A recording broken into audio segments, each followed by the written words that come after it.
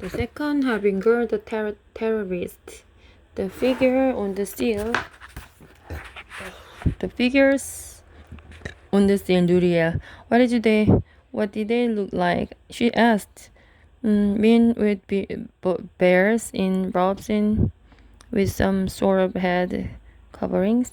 Their beards were squarish and heavily stylized.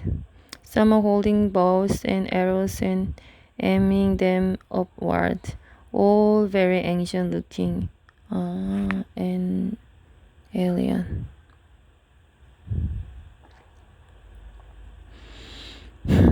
So how did you unlock the mystery? By the ruins of an ancient people, that was the clue. The figures on the seal had to be the ancient people he referred to. That much seemed obvious. But which ancient people? Who were they? So what did you do? The Metropolitan Museum. It's filled with artifacts of ancient peoples and it's enormous. So I figured that whoever these people were, if they were of any historical significance, their artifacts would be on display in the museum. I would go there with the seal, hoping to find a match, and it was as impressive as I had hoped it would be, with artifacts from Egypt, Rome, Greece, Persia, Babylon. I started with the Egyptian wing on the first floor, but nothing matched. Then I searched through the Greek and Roman wing, but again no matches. Then I made my way up the grand staircase and over to the Department of Ancient Near Eastern Art. That's where I saw it. It was impossible to miss. It was gigantic. What was gigantic? She asked. Massive stone walls covered with reliefs of giant figures, warriors, priests, and a number of creatures, part human, part bird. Composite creatures. I took out the seal and compared the figures to those on the wall. They were the same figures, the same scarish beards, the same clothing, and all in the same style of artwork and engraving. It was a match, an exact match. It wasn't the same image, he replied, but it was the same people, the same civilization. So what were they? They were the ancient Assyrians. Oh. And what did you make of it? I didn't have time to make anything of it. I was studying the images on the wall when I heard a voice from behind me.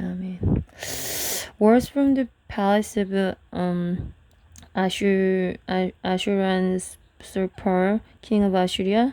I had assumed it was someone who worked for the museum or some other expert. I continued staring upward at the ancient figures from the city of Nimrod, 9th century BC. The voice continued. Impressive, I said, not being able to contribute anything more informative or substantial to the conversation. The ruins of an ancient people, replied the voice. With that, I knew it was him, and he knew you'd be there. Either he knew I'd be there, or I was there, and he happened to be there, or he was there, and I happened to be there. I stopped trying to figure out how it worked. I turned around, and there was the prophet standing in his long dark coat in the Department of Ancient Near Eastern Art. If you didn't know who he was, you wouldn't have noticed. He blended in.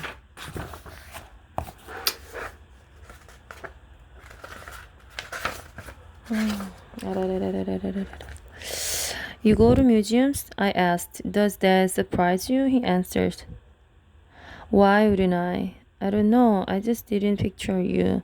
I told you it would be by the ruins of an ancient people. How many ruins of ancient peoples are in there in New York City outside of museums? So what have you discovered? It's the Assyrians. The ancient people are the Assyrians, and they have something to do with the second harbinger. Good, Nuriel. Now let's go deeper. What do you see? What do you mean? Look at them. How do they strike you? Kind of stony. And what do you think lies behind their stonies? I have no idea. And with that, and with an assurance one would expect from a museum tour guide, he began introducing me to the history of these ancient people. They came from the mountainous regions of northern um, Mesopotamia for centuries. They lived in the shadow of stronger kingdoms. But at the dawn of the first millennium BC, they began their rise to world power. They began their conquest of the surrounding lands and people. The Assyrians would march into Babylon, Syria, Lebanon, Persia, and Egypt until, at the peak of their power, most of the ancient Middle East was under their rule. So, what kind of people do you think they were? Militaristic, with the largest army ever to stand on Mesopotamia's soil up to that time. They devised new technologies of warfare, the movable tor, the battering ram. Their empire was a war machine built on the subjugation of other nations and kingdoms. They were among the most brutal people ever to have walked the earth. The very mention of their name inspired dread throughout the ancient world. But why such dread? I asked. Other nations have been militaristic. One word, said the prophet. Terror. The Assyrians made terror into a science. They systematized it, perfected it, and employed it as no other people or kingdom had ever done before. They burned the city to the ground, mutilated their prisoners, flayed alive those who rebelled against them, and nailed their skin to the wall for public display. The Assyrians were the masters of terror. And what do they have to do with the mystery? It was a dark shadow of Assyrian terror that loomed over the kingdom of Israel. This was danger against which the prophets warned, and it was only the hedge of God's protection that was keeping that danger at bay. But that was about to change. With the nation's descent into apostasy, it was no longer safe. It was the Assyrians. I said, oh, they were the ones who caused the breach. Correct, he replied. In 732 BC, with the nation's hedge of protection lifted, the Assyrians invaded the land of Israel. So that must have made it all the more terrifying for the people of Israel that it was Assyrians. Exactly.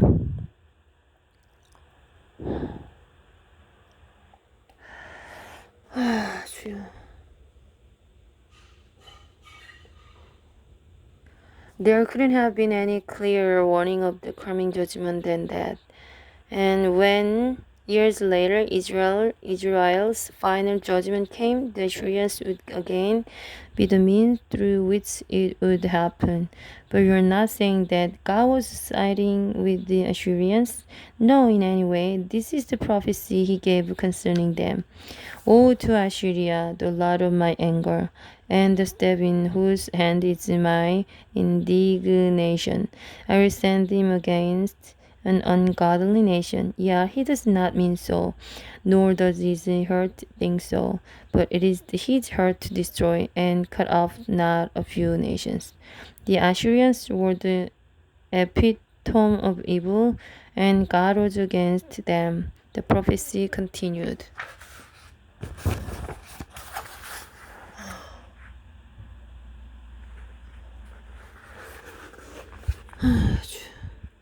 I will punish the fruit of the arrogant heart of the king of Assyria, and the glory of his haughty looks.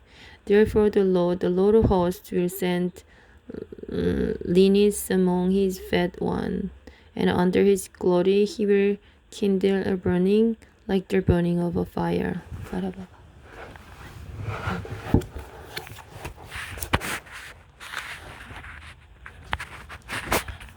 The Lord would bring the Assyrians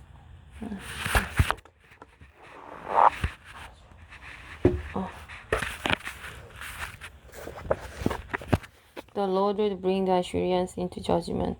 Their empire would vanish from the earth.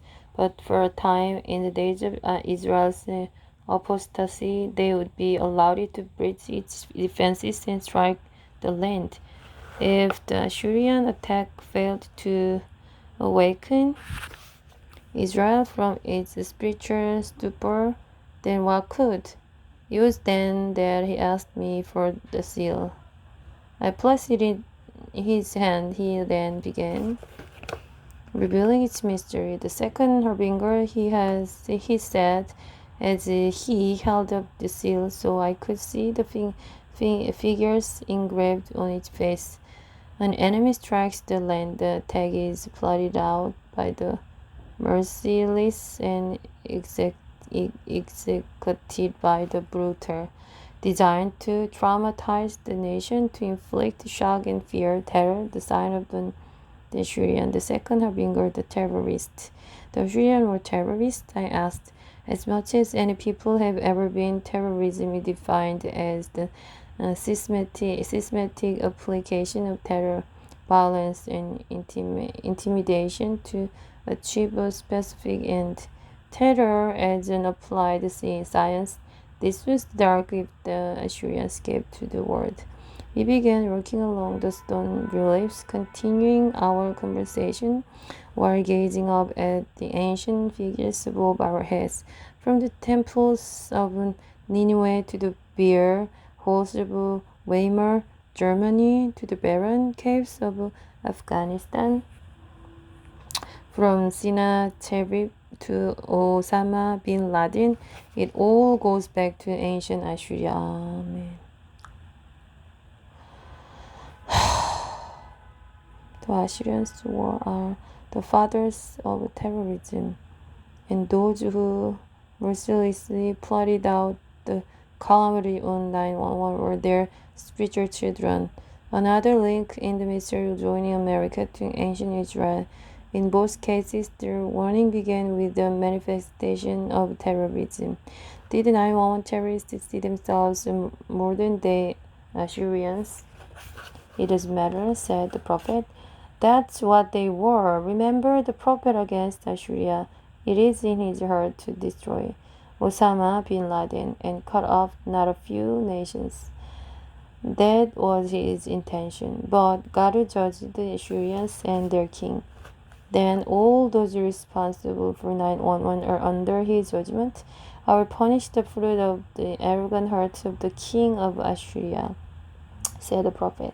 Yes, they are under his judgment, and the Lord will send the leanness or devastation among his warriors. So the Assyrians are the spiritual fathers of all Kedah. Yes, and not only the spiritual, he replied. And what does that mean? The Assyrians were children of the Middle East. So to the terrorists of 9/11, the Assyrians were a Semitic people.